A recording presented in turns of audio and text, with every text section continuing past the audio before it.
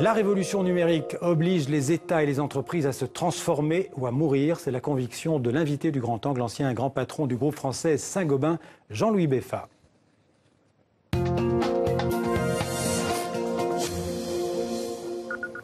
Bonjour Jean-Louis Beffa. Bonjour.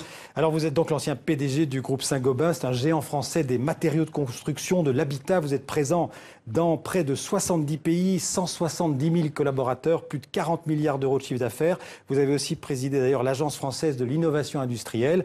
Et vous publiez donc aux éditions du Seuil, Se transformer ou mourir, les grands groupes face aux startups. Alors Jean-Louis Beffa, l'économie, les entreprises, nous tous, on peut dire que nous sommes au seuil d'une révolution aussi profonde que la révolution industrielle du 19e siècle? Oui, sans doute. Ma génération, du point de vue des dirigeants d'entreprise, a eu à faire face à la mondialisation, c'est-à-dire l'internationalisation de l'économie dont le facteur principal était l'émergence de la Chine. Ouais. La génération maintenant aux commandes dans les grands groupes a à faire face à la transformation numérique. Ouais. Et la transformation numérique est vraiment fondamentale. Peut-être un mot sur ce qui vraiment change.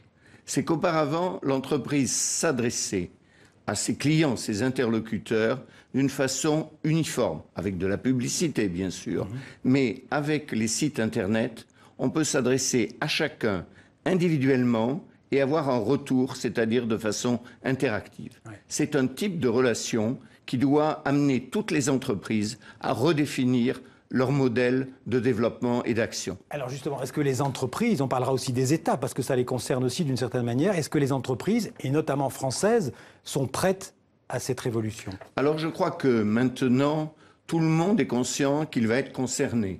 Évidemment, pas exactement de la même façon. Je crois que les financières, banques, compagnies d'assurance, sont au premier rang des menaces si elles ne bougent pas. Ensuite, vous avez les entreprises de distribution, comme Saint-Gobain dans la distribution des produits pour l'habitat. Et ensuite, vous avez les entreprises industrielles, qui sont tout de même moins touchées.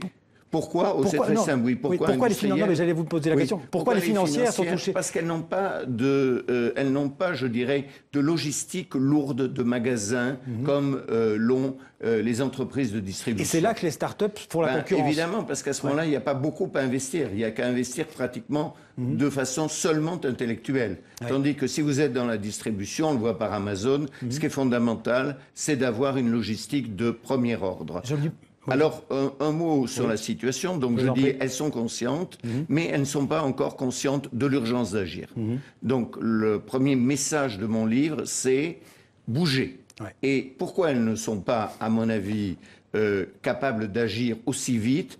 Parce qu'elles n'ont pas une méthode globale d'approche de la question. Ouais. Et donc mon livre est très largement pour les entreprises établies, les grands groupes et puis les entreprises moyennes évidemment d'une certaine dimension, eh bien c'est une méthode pour faire la transformation numérique dans leur groupe.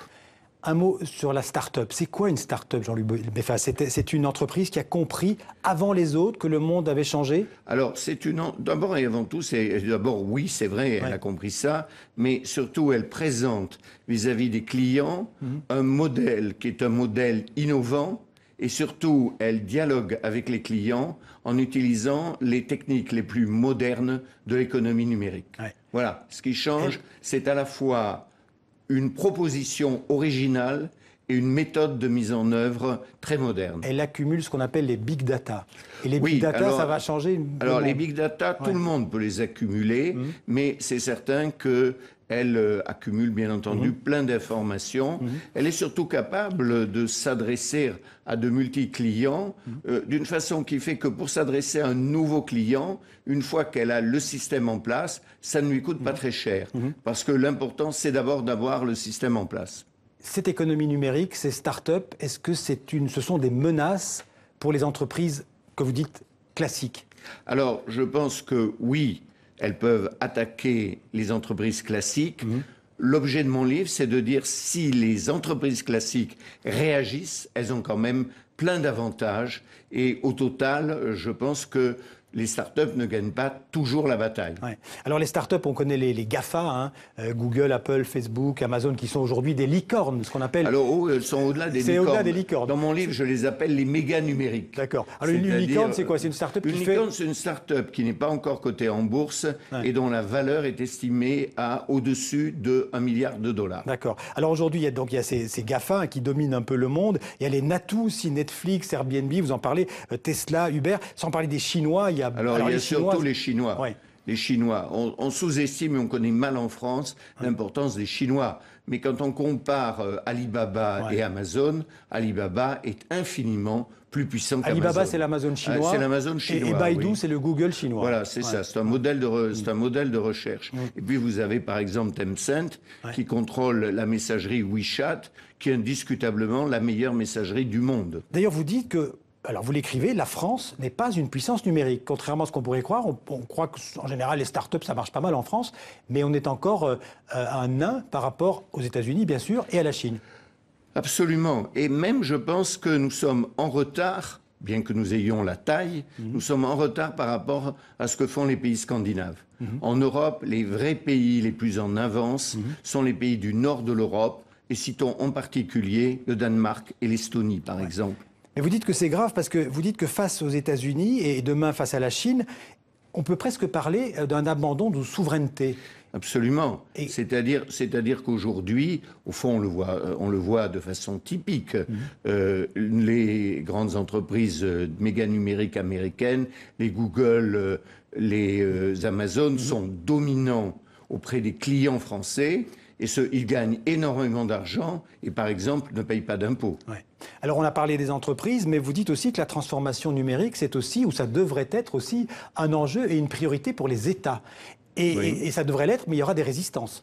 Il y aura des résistances, ou il y aura en tout cas des difficultés, donc des résistances. Ouais. Mais c'est un problème aussi qui existe dans les entreprises. Ce que je veux surtout dire, c'est que si les administrations faisaient leur transformation numérique, eh bien, même pour, par exemple, faire une meilleure productivité des administrations, on parle sans arrêt de réduire les effectifs. Ouais. Je crois qu'il n'y a qu'une seule façon de réduire les effectifs, c'est de donner aux autres un travail intelligent, c'est-à-dire de transformer numériquement les administrations. En plus, on pourrait avoir un retour, et non seulement on remplirait la feuille d'impôt comme on le fait, mais surtout on aurait le droit de dire ce qu'on pense des feuilles d'impôt, ce qu'on pense des administrations. L'immense avantage, c'est qu'on va recueillir plein d'informations, ça va dans les deux sens. Simplement, jusqu'à présent, jamais l'administration, pour l'instant, se met en cause. Ouais. Alors, Jean-Louis Beffa, la France, c'est un secret pour personne, un nouveau président. Vous avez soutenu Emmanuel Macron. Avec lui, la France va se transformer, pour reprendre le titre de votre livre?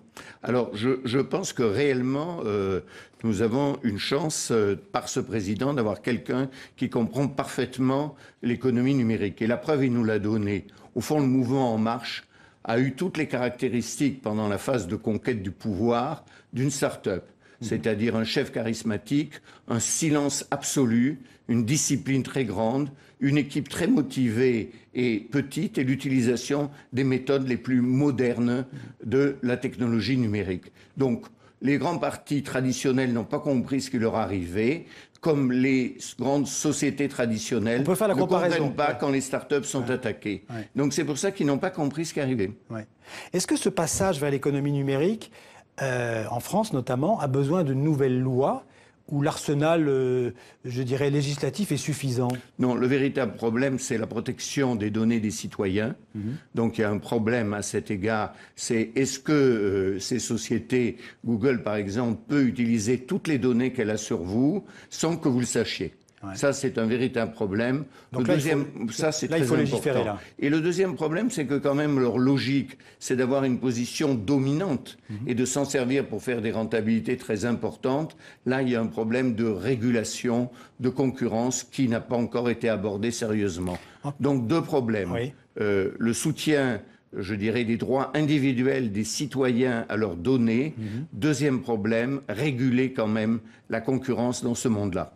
Retour un mot quand même sur l'entreprise. Comment est-ce qu'un groupe comme le vôtre, comme Saint-Gobain, s'est adapté ou est en train de s'adapter justement à cette économie numérique? Bien, je pense qu'il le fait un tout petit peu comme je le suggère dans le livre, avec d'abord, premièrement, il faut que le président ait parfaitement conscience de l'urgence. Et je crois que mon successeur à Saint-Gobain a conscience de cette urgence. Deuxièmement, une feuille de route très précise sur les plateformes à bâtir. Les plateformes, c'est les sites Internet. Ouais. Il faut en bâtir 4, d'ailleurs, par type de site, vers les clients, vers les fournisseurs, vers les partenaires, par exemple pour Saint-Gobain, les architectes, dans le monde du bâtiment, et puis enfin le personnel.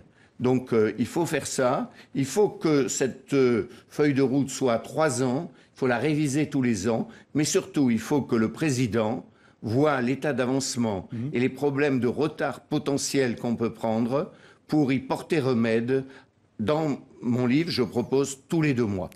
Une question peut-être un peu plus politique, pour s'adapter à ce nouveau monde qui vient, est-ce qu'il faut adapter aussi le code du travail, faire des contrats plus souples? Vous voyez où je veux en venir? Il y a pour l'instant une discussion sur un nouveau code du travail, une réforme du code du travail en France. Est-ce que c'est tout à fait indispensable? Je pense très sincèrement que le code du travail, dans le rapport avec les salariés d'un groupe comme un grand groupe comme Saint-Gobain, la transformation numérique ne change pas fondamentalement les choses. Là où le code du travail, où quelque chose doit être adapté, c'est qu'il y a beaucoup de prise de risque individuelle et donc il faut donner un filet de sécurité aux entrepreneurs indépendants pour que s'ils ont un problème, s'ils ont pris des risques et que ça n'a pas marché, ils ne se retrouvent pas sans aucune protection sociale. Et aussi, je pense que vous y êtes favorable, un rôle important pour les syndicats dans l'entreprise. Alors oui, les syndicats dans l'entreprise doivent être dans ce domaine-là, comme ça a été dans mon groupe pour la mondialisation, les syndicats doivent être associés. Mais le problème avec les syndicats, c'est que les syndicats ne se contentent pas d'être les défenseurs des solutions, par exemple, de restructuration. Il faut que les syndicats jouent un rôle actif beaucoup plus grand, par conséquent que les directions doivent expliquer les stratégies devant les comités d'entreprise. Et il faut également aussi des administrateurs salariés. Et troisièmement, il faut donner aux syndicats des moyens financiers pour qu'ils aient des experts qui connaissent davantage le monde international tel qu'il change. Donc, pour qu'on ait des syndicats qui soient des interlocuteurs, il faut leur donner davantage de responsabilités et de moyens. Merci beaucoup Jean-Luc Beffa pour comprendre ce monde qui se transforme, les grands groupes face aux startups notamment. Je renvoie à votre livre. Merci beaucoup aux éditions du Seuil. Merci d'être venu en parler sur le plateau du 64 minutes.